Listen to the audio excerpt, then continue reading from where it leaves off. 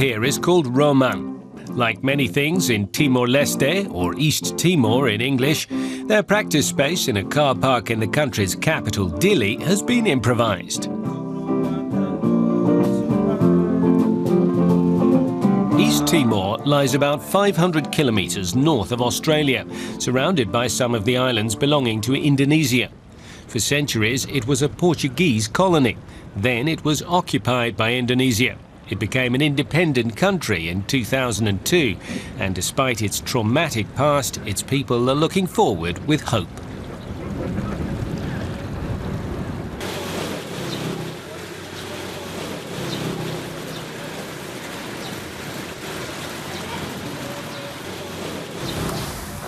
Excellency, Fidelis Magalhães embodies that sense of optimism.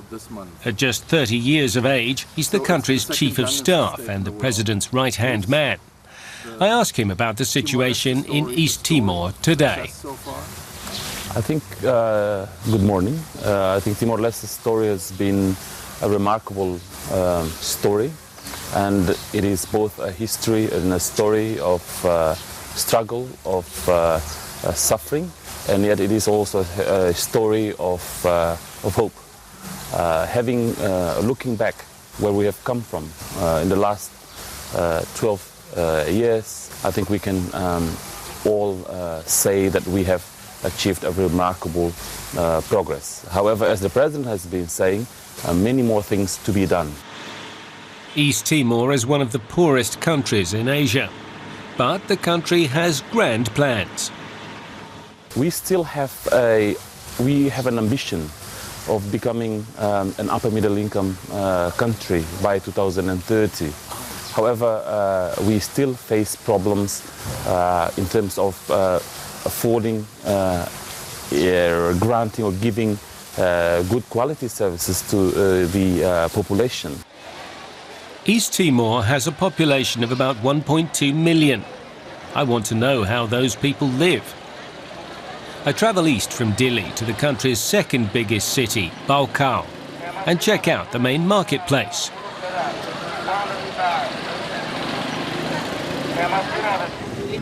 You can buy almost anything here. The fertile land is perfect for growing fruit and vegetables, but there are problems too. Like the rice that's grown here. The quality is high, but it's too expensive for the locals. Rice producers are guaranteed a price of 75 euro cents per kilo by law. Many people here just can't afford that. Rice that's imported from countries like Vietnam is sometimes available for as little as half the price of the local produce. Poverty rates are high as well. Almost half the population lives below the poverty line.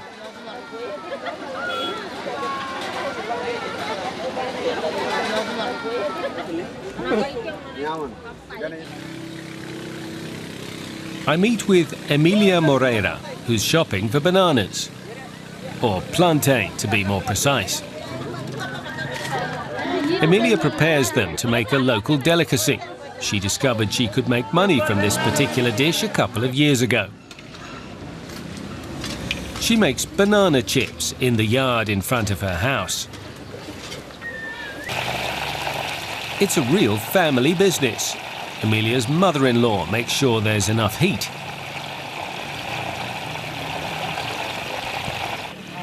And her daughter helps slice the plantain.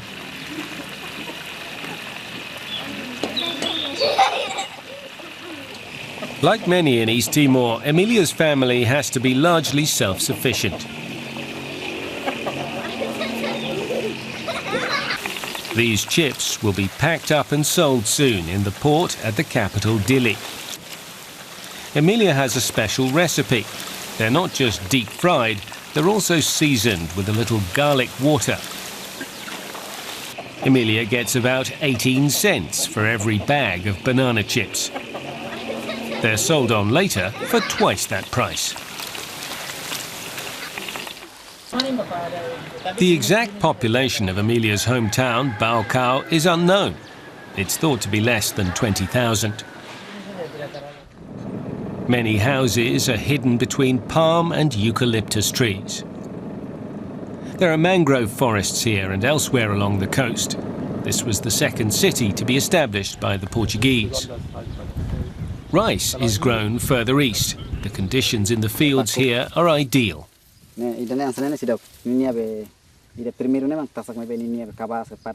The rice is kept in old-fashioned storage houses built in the traditional way. Julio da Costa de Jesus and his father are rice farmers. The government's guaranteed price rates mean they have a secure income and don't have to worry about whether the rice can be sold.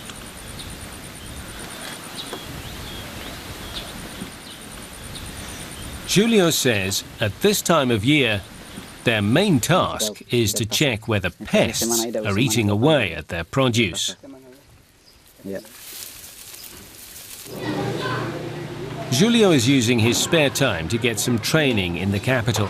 He doesn't want to be totally reliant on agriculture for the rest of his life.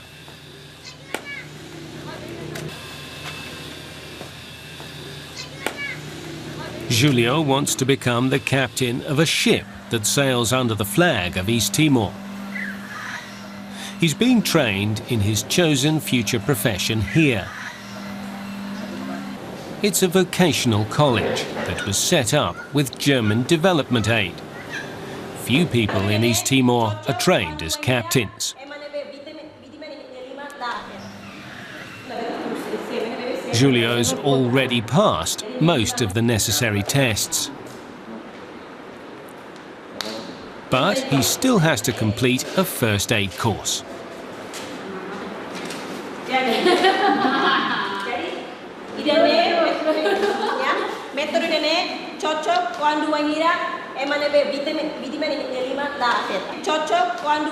Countries like Germany help support education in East Timor by sending equipment, as well as specialists like Armin Gustav Müller. He used to sail German research vessels. Now he helps to train new captains. The students here dream of being in charge of a ship themselves and replacing the Indonesian sailors who often work in East Timor.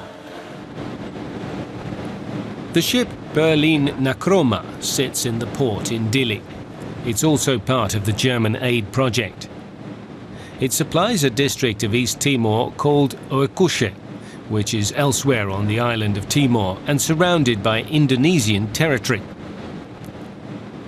Customs formalities and visa requirements make travelling in and out of Oecusse by land almost impossible.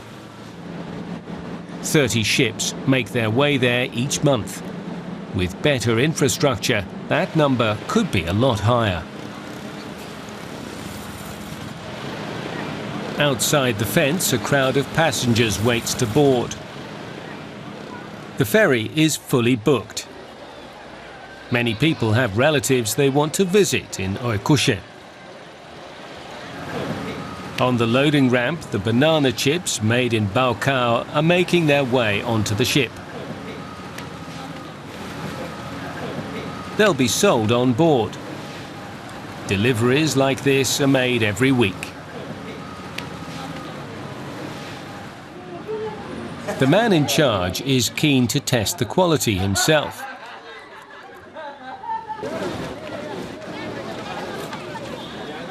Then the passengers pile on.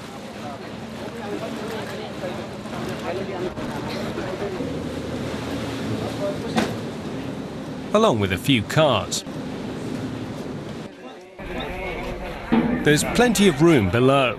Once the passengers have boarded, livestock is brought on.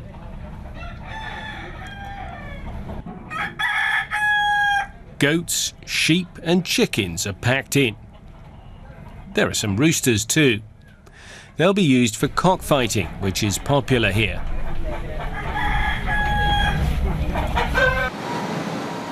The port in Dili urgently needs to be developed. It's the only place in the country where day-to-day goods can be imported. But at the moment, East Timor doesn't even have shipping authorities. In 1 month, in average 30. The Berlin Nakroma sets off. Yes. Rain is forecast for the first few hours of the journey, Sometimes more but than it's expected to clear later on. Julio's travelling with the ship as part of his training. Passengers settle in quickly. The voyage will last 12 hours unless the weather causes a delay. In that case, it could take a few hours longer.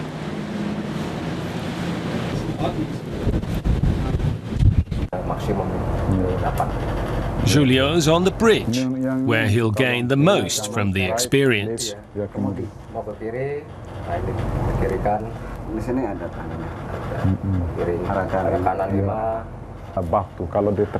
Julio says he's not totally clear how the steering apparatus works. He asks the captain what happens if the joystick stops working. The captain is patient with his protégé. He tells him there's a backup steering system. East Timor badly needs better infrastructure. Among other things, it needs better roads, both in the capital and the countryside. But things are improving here.